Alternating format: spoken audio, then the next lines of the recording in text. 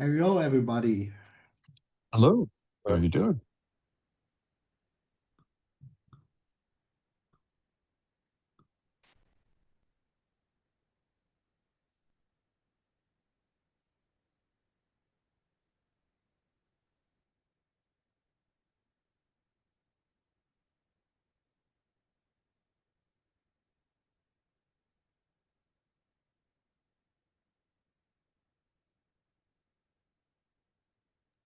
I like your hat, Michael. Thanks, Michael.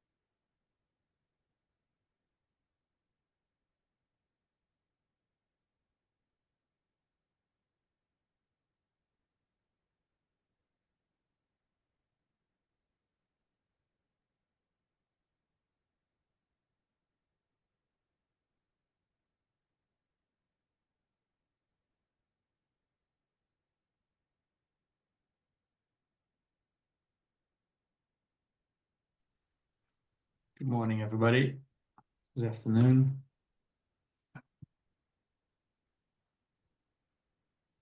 Morning.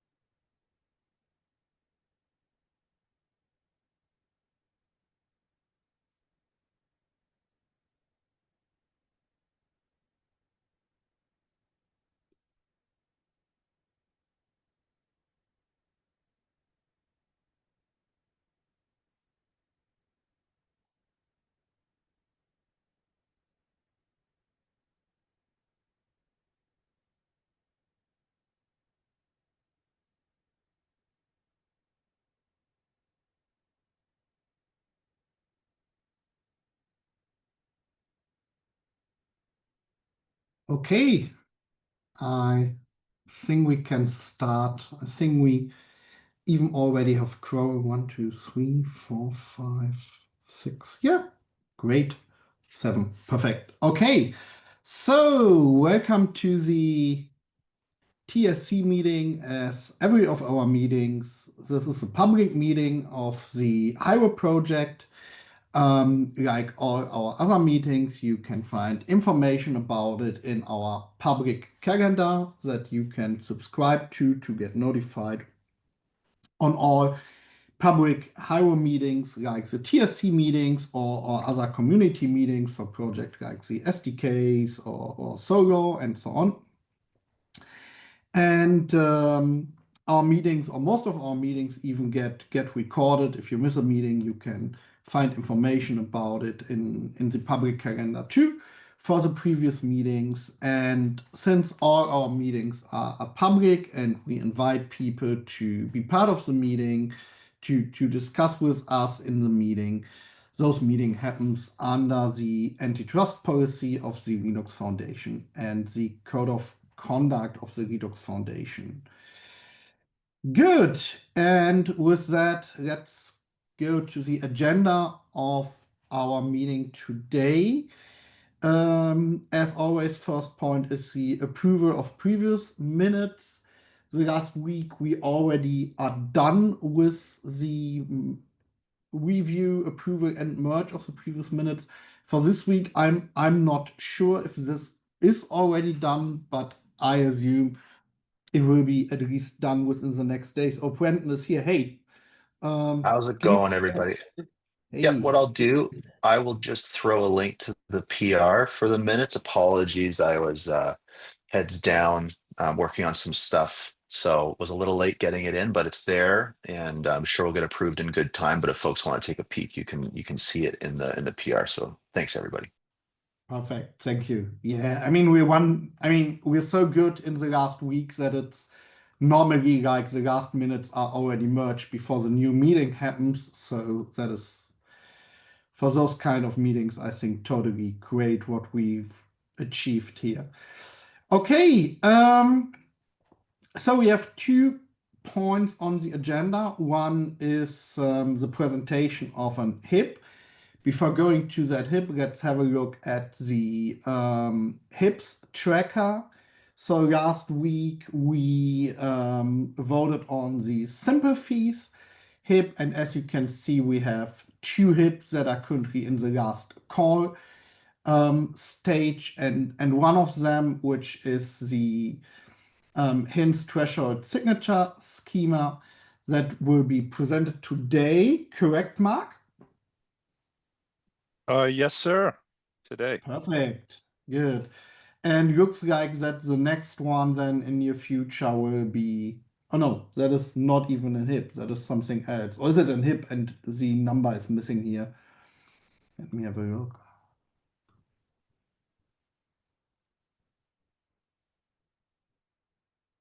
Oh, it is. Maybe we just add it to the. What do you think? Do it like that, then we see the HIP name here. Okay, cool. So that's the state here, but that brings us to the TSS HIP. And Mark, who will present that HIP? Is it you? Yeah, I could do it. Richard may need to step in for some questions, but I will. I think I could do it. Yep.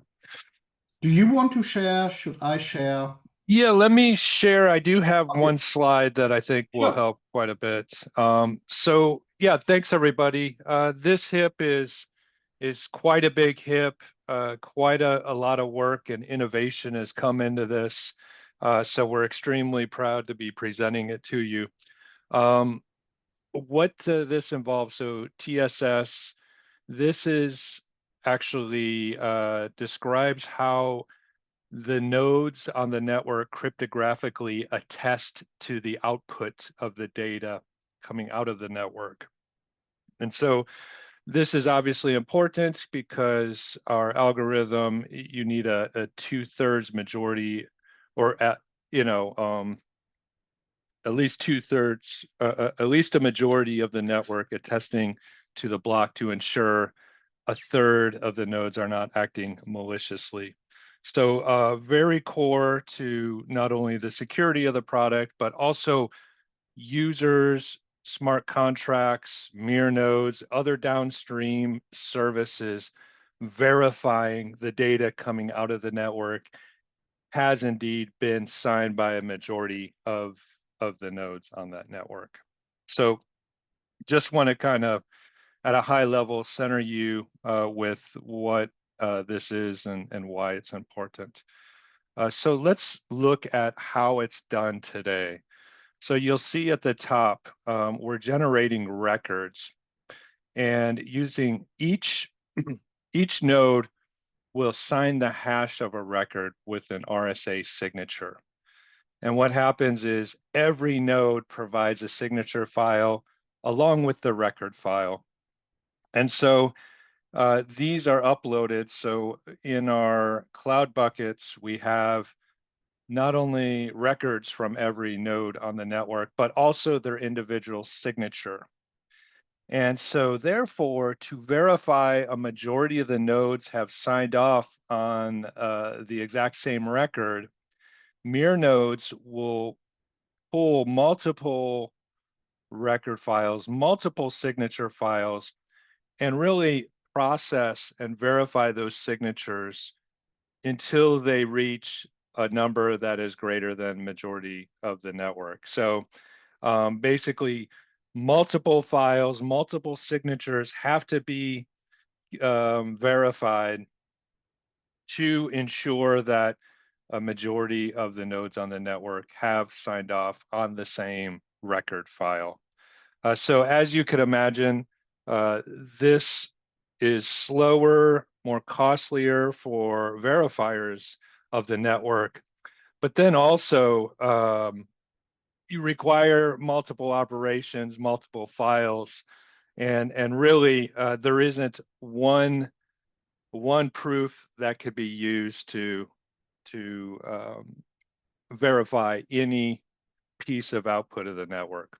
And really that is one of the major benefits of TSS is, well, basically what TSS allows us to do is to have a network signature.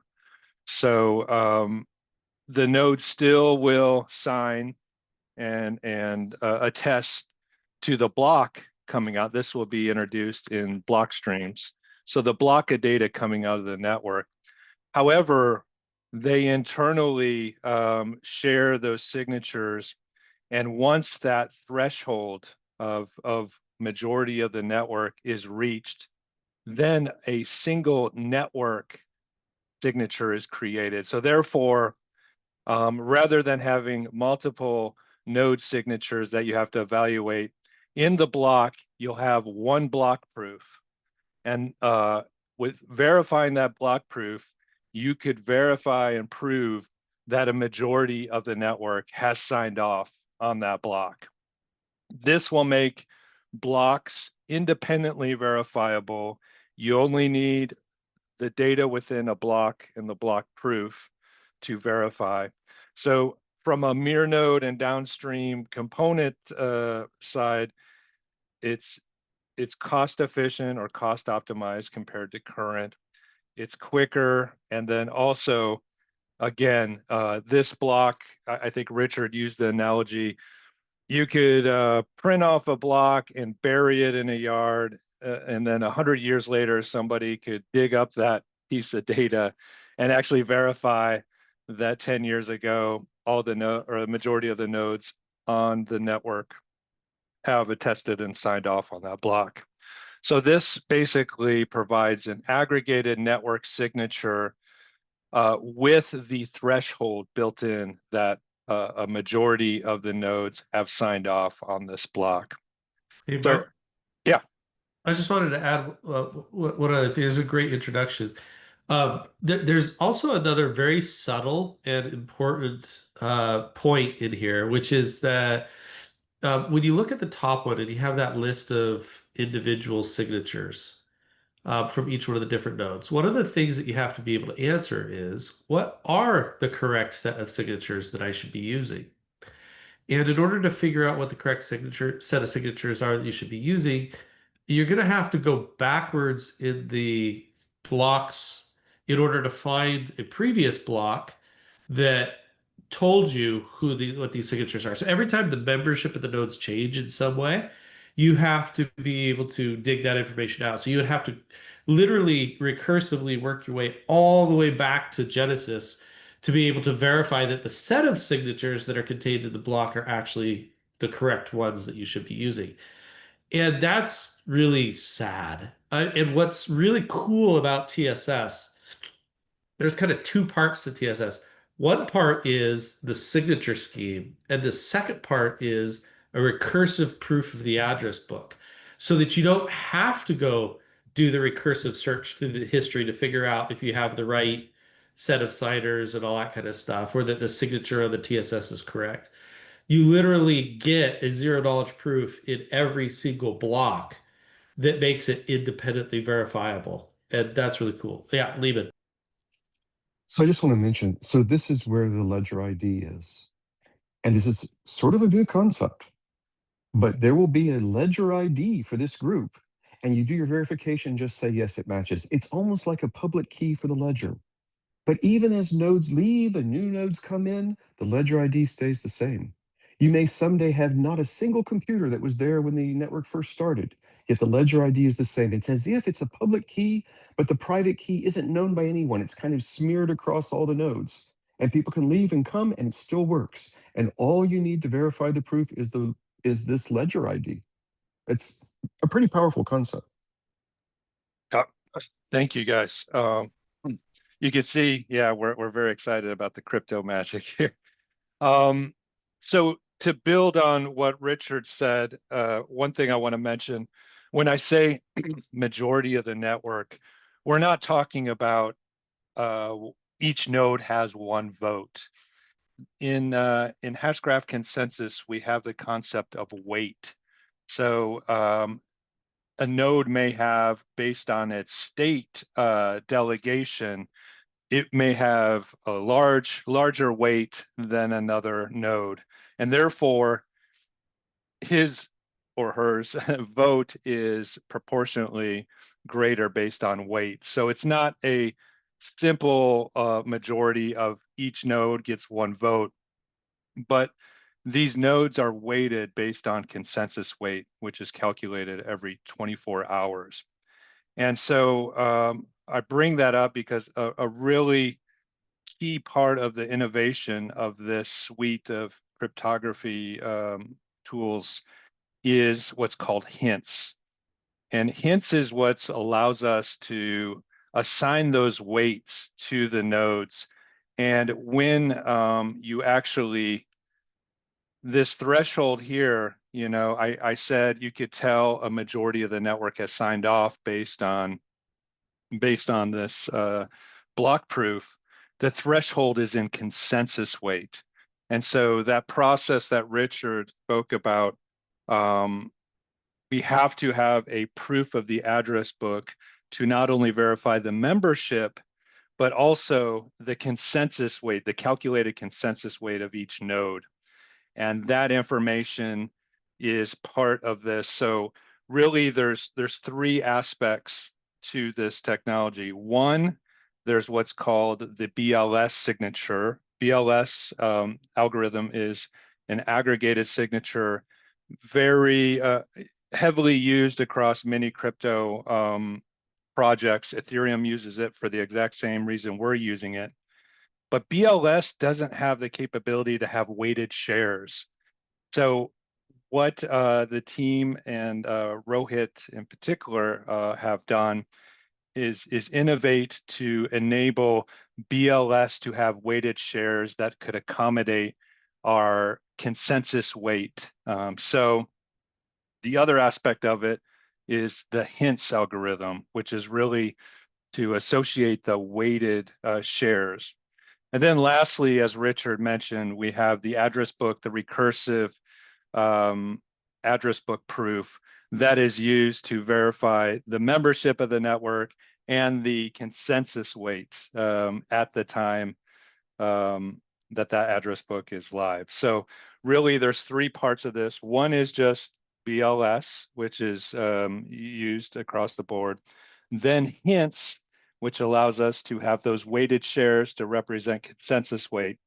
And then finally, what we call wraps is that recursive zero knowledge proof verifying the address book information. And so you could cryptographically verify that.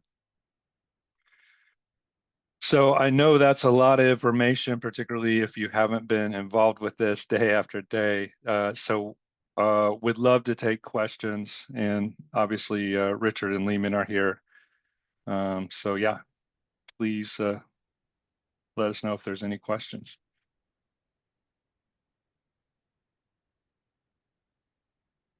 Yeah. Oh yeah, Alex. Yeah. Yeah. No worries.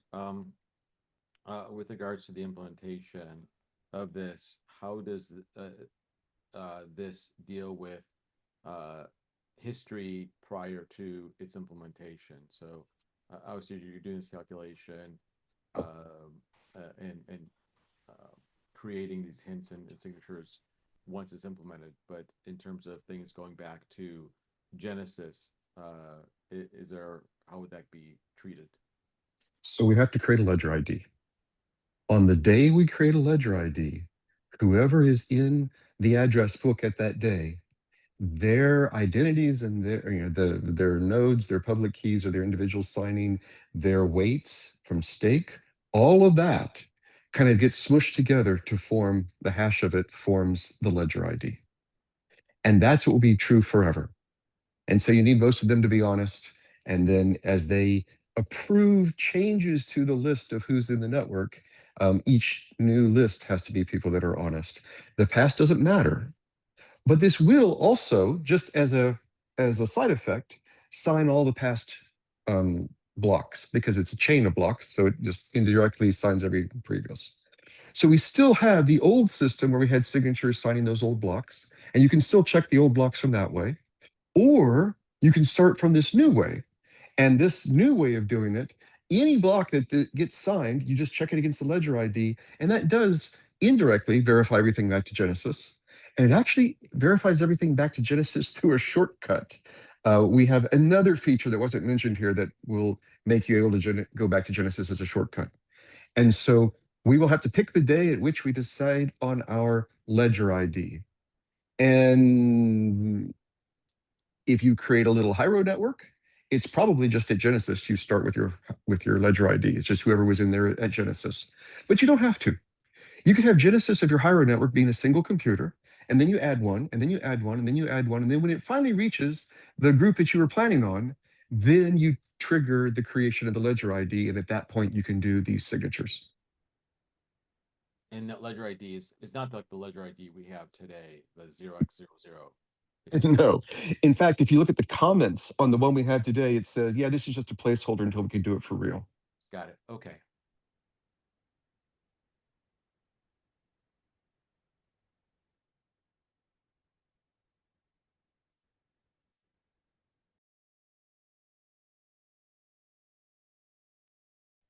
All right. Any other questions? I know this is,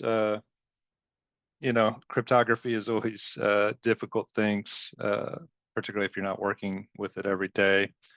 I don't know, Hendrik, what's required for a vote if we want another week to basically digest the HIP. Of course, we're available for questions along the way. Yeah. Yeah, so plan is to vote next week then on that HIP.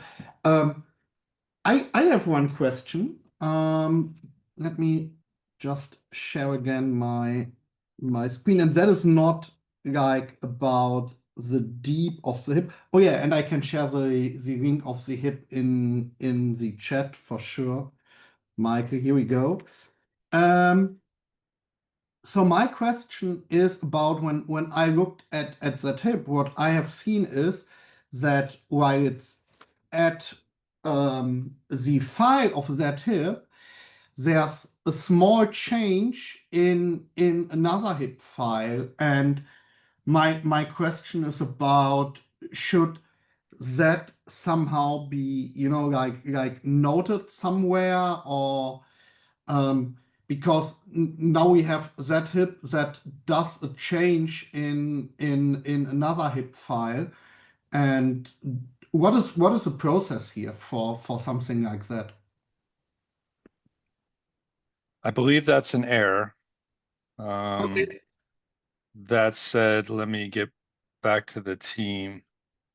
But just looking at it, yeah, I didn't notice that. Yeah, great find. Let me, I'll verify that for you, Hendrik.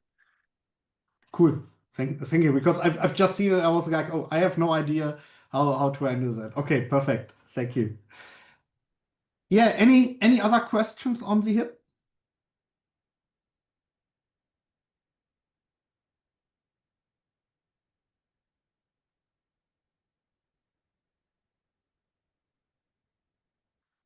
Okay. Then we can move to the next issue or topic, which is an update on Hacktoberfest. So maybe for you, a short update what happened since last week. We continued to work on our guidelines, added some additional parts about like what issues we now have in all the different repositories. We added a section about what is Hacktoberfest and what to expect at Hacktoberfest and so on. And next to that, we already worked on creating good first issue candidates and even reviewing them. So today, yeah, so we've moved already some to good first issues. So some new good first issues candidates have been created, and I think about 15 maybe of them. Mostly it was like Andrew and me yesterday reviewed them and added some questions, comments to it to maybe make the description of it a little bit better. But we already moved some of them directly to good first issues. And as you can see here, when just opening the good first issue view, you see that we already have some people here assigned to one or the other issue. As a next step, I will talk to teams directly. I think the Python SDK is one that currently has the most good first issues. So I will start with them and then go to the SDKs and then maybe to consensus node and discuss with them the state of their good first issues and how to make them even better. Hope that this happens later this week. Yeah, and then we will see how many people we will get working on those issues. We presented, so it was mostly, it was Jessica, Diane, who is not here today, and me. We presented it to LFDT, what we did so far, and we got a lot of very positive feedback. And maybe next year we can even make it in a bigger approach and maybe have an LFDT landing page for all the different projects in LFDT and do more marketing about good first issues. But we are now live. All our projects that are technical are labeled with the Hacktoberfest label, which means the issues of us that are good first issues can count against Hacktoberfest. We figured out that there are some pages who can be used to find good first issues. We created pull requests to those pages to have Hiero be part of it and listed there. Those are still open, not merged so far, but we did it yesterday. So I assume that will be done later this week. Yeah, that's the outcome so far, and no metrics or anything in numbers that would make sense to share today. But I believe at the end of the month we will have some numbers and can then see what effect those good first issues had for us regarding diversity, getting new contributors, and so on. Any questions on that?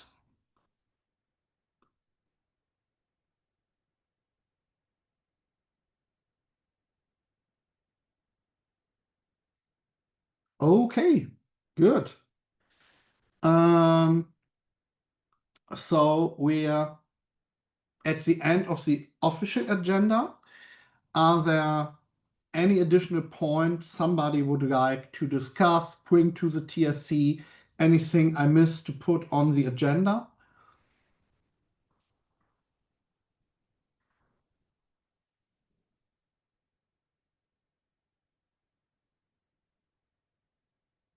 Okay, good. I think. So Oh, Jessica. Yeah. Hey. sorry, I was just thinking about it, but then I was like, okay, let me say it. So I think in the past we were talking about trying to create maintainers community, like a community call, but for maintainers. But I don't know if we decided that we're gonna mix it up with the regular community call, or if we're gonna make it a separate series. The main purpose of creating a community call where we have maintainers available is just to create a little bit more activity with the maintainers. And I know that there's a lot of things happening in the repos, and we want to make sure that our maintainers are active, and anything that they want to discuss or they want to bring in with other maintainers, that would be something that we can work towards. We talked about it kind of briefly, but I don't know if we have any other plans to bring this up. Yeah, I like this idea to say like we have this community call for newcomers, like to get people into the project, and then have this community call where maintainers can exchange ideas and how they work. That is what you're talking about, right? To split that up Yeah. into two different. Yeah, I'm all in on that. So I think we can move that forward. Oh, and maybe when talking about calls, give me a second, Keith. We have two new open meetings that are currently not part of this schedule here on the page, but if you go to our calendar, you will see it. So we have this.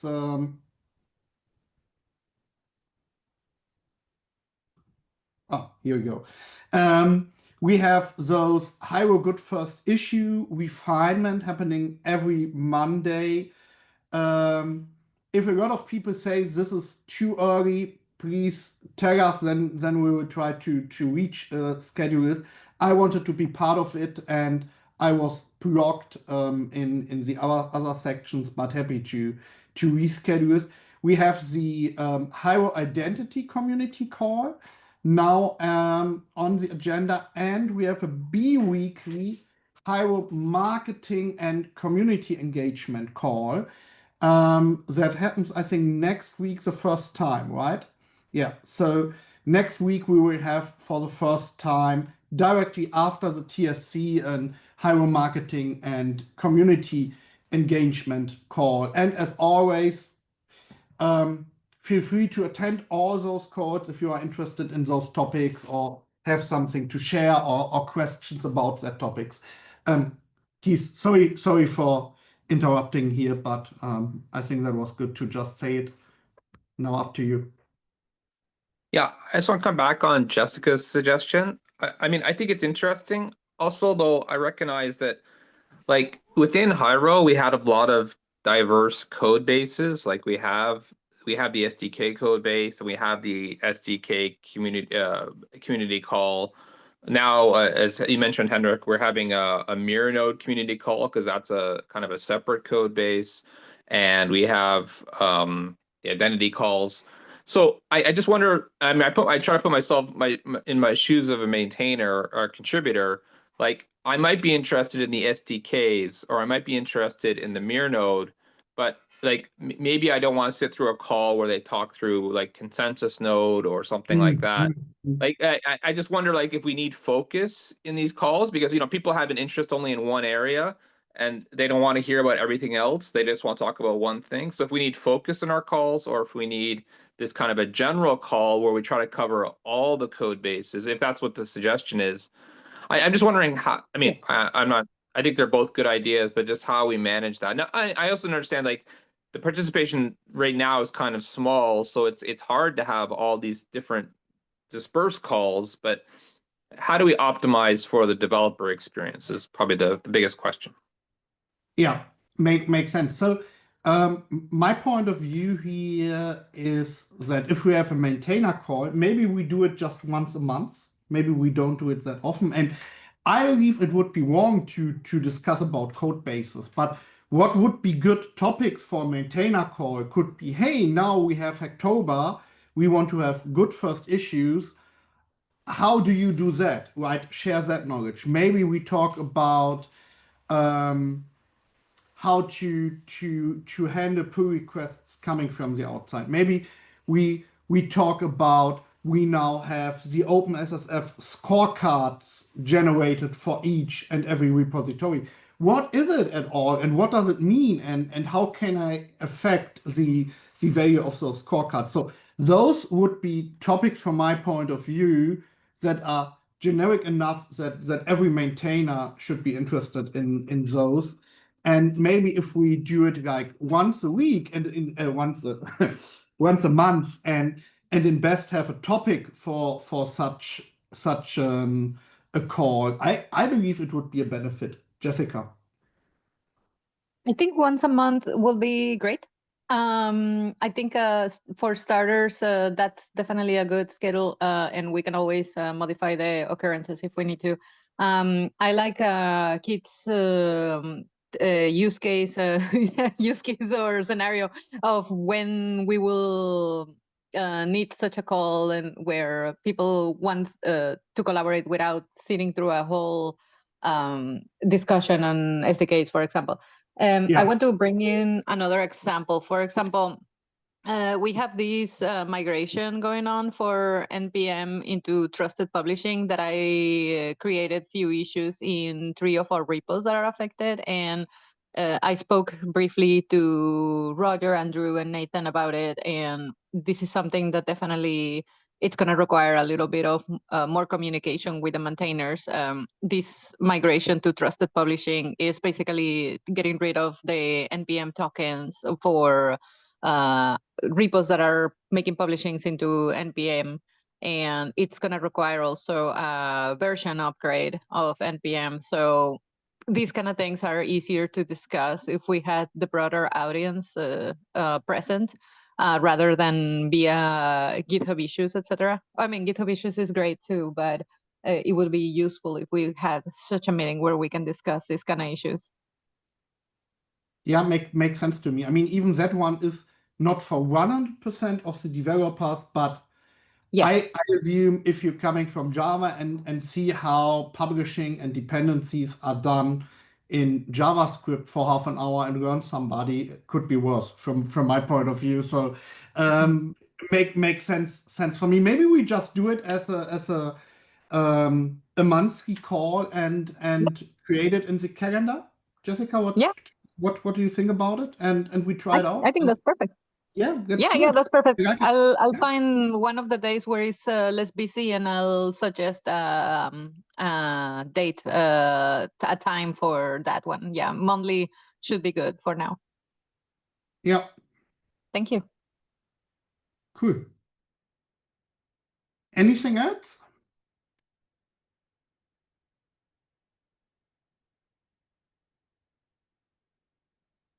Okay. Then I think we're done with the meeting and have 20 minutes of time to do something else great in Hiero. I like it. Okay, good. Then see you all in one of all those other public Hiero meetings, or at least next week at the TSC. Oh, next week at the TSC, maybe we can do it directly here. I will not be able to be at the meeting and moderate it. And would be great if anybody else can do the moderation then next week, because I won't be here. Yeah, just as an information. Maybe I think we can discuss it in the TSC channel who is able to do the moderation then. Cool. Okay, so yeah, see you all. All right. Bye. Thank you. Thanks. Bye. Bye. Thank you. Bye. Thank you.